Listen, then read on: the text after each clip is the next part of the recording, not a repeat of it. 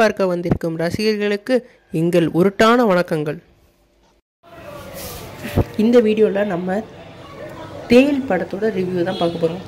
தேல் வந்து நம்மளோட பிரபுதேவா ஹீரோவை லீட் பண்ணி படத்தில் நடிச்சிருக்காரு. இதில் பிரபுதேவாவோட கேரக்டர் எப்படி இருக்குன்னா, அவர் வந்து ஒரு டானோட அடியாளாக இருக்கார். அவரை வந்து அந்த டான் கூட்டத்தில் வந்து சென்டிமெண்ட் இல்லாத ஒரு அடியாளாக இருக்கணும்னு நினைக்கிறாங்க.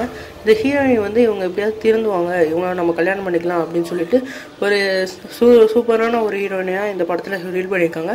இன்ட்ரோல் வந்து இந்த படத்தில் வேறு லெவலில் இருந்ததுன்னு சொன்னோம்.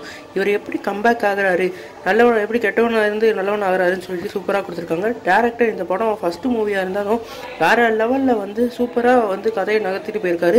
அதுதான் இந்த படத்தோட சூப்பராக இருக்கும். கிளைமேக்ஸ் பார்த்திங்கன்னா இந்த படத்தில் வேறு லெவலில் இருந்தது.